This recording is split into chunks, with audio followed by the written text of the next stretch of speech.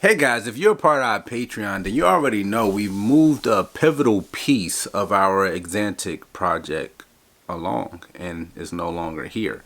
So we're going to talk a little bit about progressing projects. Let's get into it.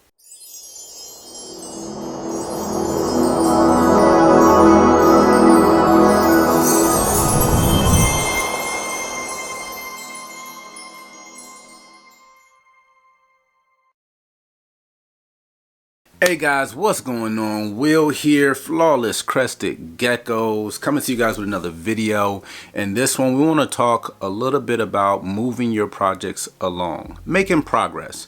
Sometimes when you work on projects, it's not always rainbows and butterflies. You're not always hitting home runs, but luckily enough, in our Axanthic project, we've been extremely blessed as the years have progressed along.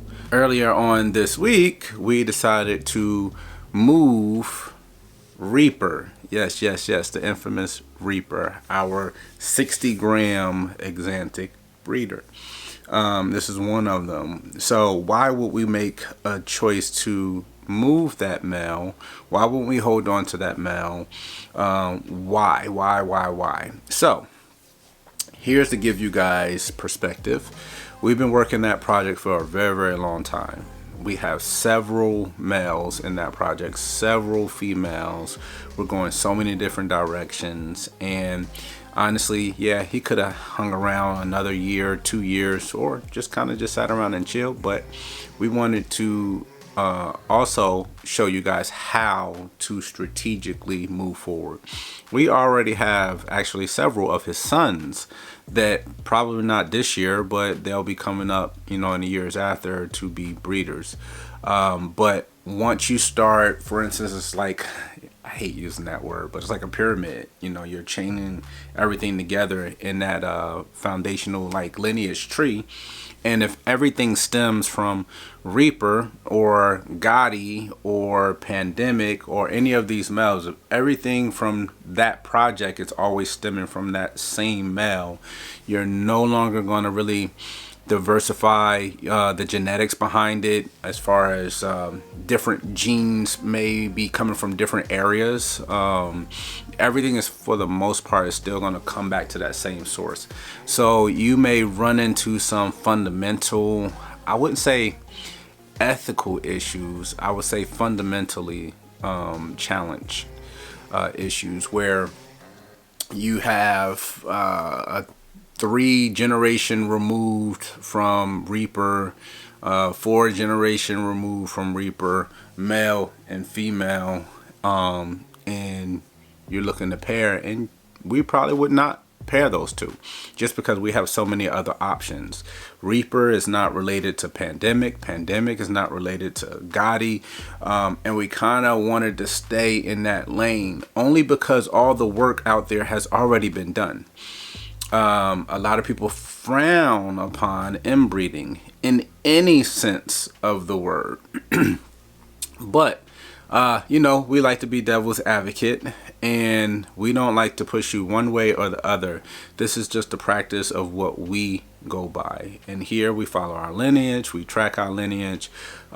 We don't have to inbreed because we have so many different pieces that come from so many different areas, and we look for very specific things to kind of work on. Now, that being said, if you have something that pops up in your collection that's very different, or whether subtle or not, that sticks out to you, you're going to have to figure that out. And honestly, the only means of figuring that out, since there's no genetic testing, no scientists, no gecko scientists out there just yet, you're gonna have to figure that out through breeding. So line breeding is a very relevant topic. If you happen to have something that's, like I said, not out there, and you want to kind of figure it out, that's almost the only way to figure it out. Now, inbreeding, which is going to be slightly different than line breeding, sometimes people inbreed just because of availability. You know, if you buy a very high dollar animal, or you just choose not to spend more money on getting, unrelated, mates, then they tend to produce, offspring, whether male or female, and hold back females to now breed those females back to dad. Who are we to say that that's wrong or right? All we can tell you is we don't do that practice here. That's still not trying to say that is wrong, because another concept to think about, I know I'm jumping all over the place, guys, lilies. We have bunches of lilies. A lot of people have lilies. Lilies are everywhere. And a lot of our lilies, we imported directly from Lily Exotics over the pond. Amazing, amazing, amazing people to work with. Haven't seen them in quite some time. Normally you would see them kind of frequenting the groups and forums. But, they discovered the lily white. Now, in theory and reality, are you guys needing some assistance with your crested gecko breeding programs? Well, check out our Patreon. We've been running it here now for pretty much close to 2 years. Everyone's been extremely excited. We keep adding new perks every time you guys turn around. We give away Axanthics, we give away high whites, we give away lily whites. We actually upgraded this year to we're giving away over 12 geckos every single year.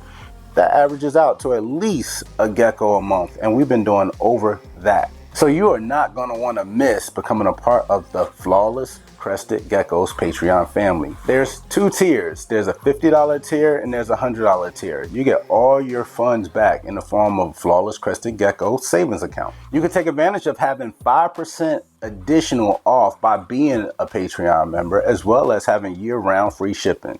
You guys are not going to want to miss this, so go head over to patreon.com/Flawless Crested Gecko.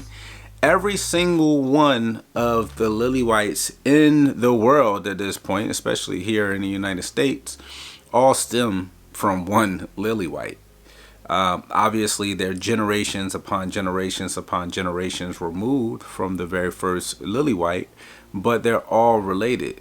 And in a sense, that also makes your non-lily white that were sired or came from a dame that was a lily white still related to that same line. So again, just trying to throw stuff out there to be devil's advocate. You have all these lily whites and non-lily whites that stem from lilies that all kind of branch back to one lily white. They're all related. So if you're breeding, 50 generations down the road, a lily white to a non-lily white that somewhere down the road was produced by a non-lily white that came from a lily. I mean, it's just all kind of intertwined. So it just kind of begs to investigate, educate, and stay informed about what you're doing. We don't, do any inbreeding. We have one project where we are working on where there's a little line breeding in that project where we think we have something that's very unique and not on the market and no one else seems to have it. We're not yet to kind of put out the news on it just yet. But again, you have to figure out some of these. So let's wrap it all the way back to Reaper. Reaper has been a phenomenal producer for us. So we ended up making him available on Patreon, and he didn't last long at all. I think he was sold in probably 30 to 40 minutes. I would say 30 minutes. It took me 40 minutes to get the notification, and I said, okay, cool. So you're going to want to kind of stay in tune. There's a free tab you can kind of jump on and see what's going on for the most part on Patreon. But you're going to want to get on one of those paid tiers because it has all kinds of perks and rewards. But we ended up moving on. We have tons of offspring from Reaper, and we're also working Axanthic into our empty back projects as well, our cappuccino projects, our sable projects. And we have enough offspring from him specifically where he's actually even cloned himself for the most part here, and it's like, what, he can now bless someone else with his seasoned breeding, and we're not losing anything from that project. If anything, we're going to move forward. So how we built our Axanthic project over the years was we been buying.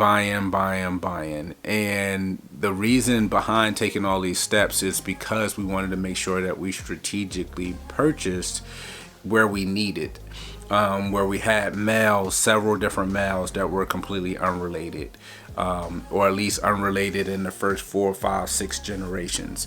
Same thing vice versa with females. That way we can kind of not only have females that are not going to be bred back to their father, or males not be bred back to their mom. We can kind of keep it flowing that way, because we saw that there was no necessity to have to do that in our business plan, nor our breeding projects. Very, very, very important to write all this stuff down, keep good records, and to keep track of this, so you know when you need to purchase or when you need to sell. All this stuff comes into play because it's very important in your business structuring. There was literally no need to be forced to keep Reaper. He's produced a ton for us. He's been phenomenal. He's still quite young. I believe he's about 7 or 8 years old now at this point. And now he's gonna bless someone else with wonderful Axanthic or Axanthic babies. Again, you can do this not only with Axanthic projects, but with your tricolors, your high whites, whatever your dream project is. You want to diversify as much as possible.